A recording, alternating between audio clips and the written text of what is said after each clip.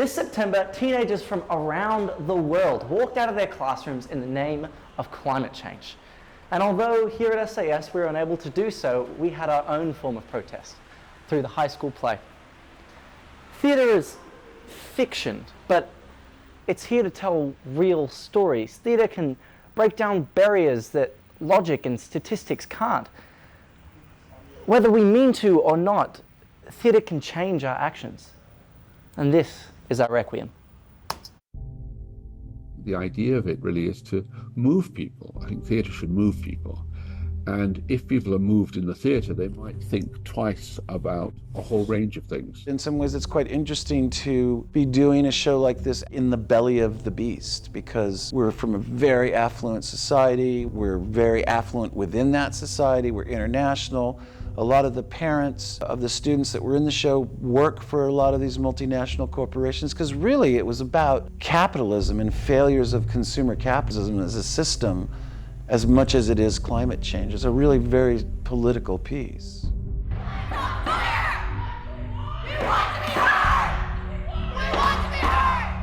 Art is able to subconsciously change our actions and change the way that we think, and I think that's something very special about this piece. The beauty of theater is that it makes you confront the truths that are facing you, and I think it really made people take a step back and look at the way that they live their lives and what they do.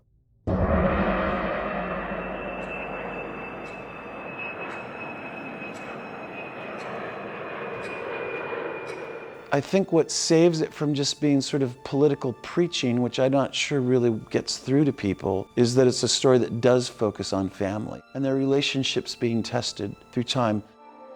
I'm sorry, Naomi. I don't think you'll ever be able to have a child.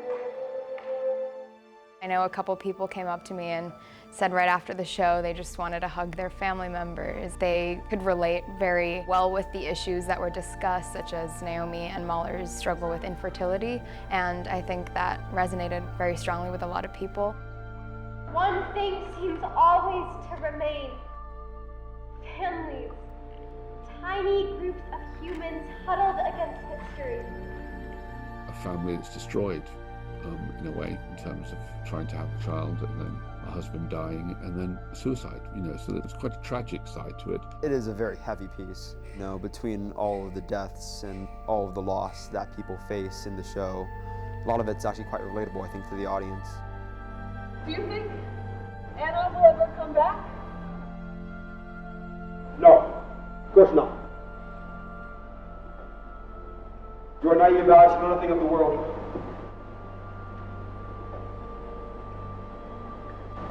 Anna disappeared a long time ago. It was really important to just have a bit of time to just sit quietly, because it was such a roller coaster of a ride of the show. And of course it's tragedy. There's this catharsis at the end, and All the awful things finally ended. Hey! I got the title. This changes everything. I'm so incredibly proud that we could do it and put it out there to show the world this is a true piece of theater that really comments on our world. You can hear the ice whispering. It is dreaming of another world. It is saying goodbye. It's so important for young people to come together and take stand on this issue and Push against status quo, push against what was actually happening in the world. Car crash capitalism is a Western economic model built on cynicism and the misery of the many. We just need people to start thinking about it, because once that's playing in their minds, then change can start to happen. Once the war falls through, it's easy for them to believe in their capitalism than to ask questions. Can you own this? Is this yours or mine? Did you really think today? Crazy, Kaiser. What do you Hey, how? No. You stole it. And then you make up a system to sell it. For sake, Kaiser. It's just a belief system. It's like believing the characters in that play are real. It's not real. It's not real. It's not real!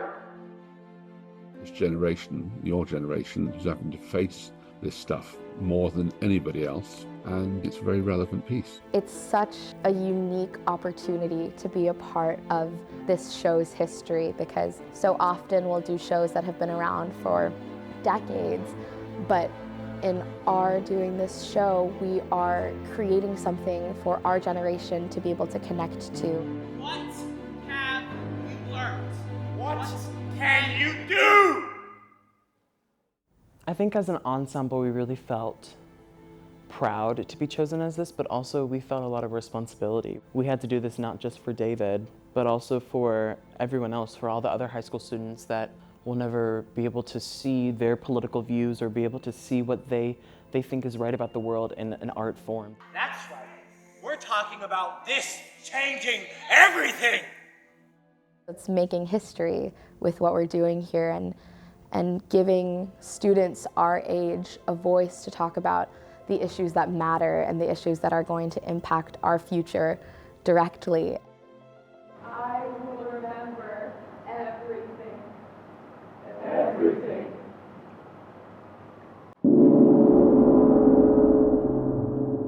The power of theater is the hushed silence, which comes with confronting ourselves as we truly are. And I found the silence that came at the end of the shows was exactly what we were looking for. And that's what I wanted to happen. I wanted people to constantly be thinking about this, think about, well, could I do something that could change the outcome of this world? Could I help stop climate change? Could I help realize that what I'm doing, all my capitalistic tendencies are actually going to destroy the earth over time, and it's destroying it right now. We need to keep on moving. We need to keep on making change, because this world is going to die very soon if we don't do something. Certainly nature will go on without us. It's our arrogance to think that somehow we're necessary here. Nature doesn't care.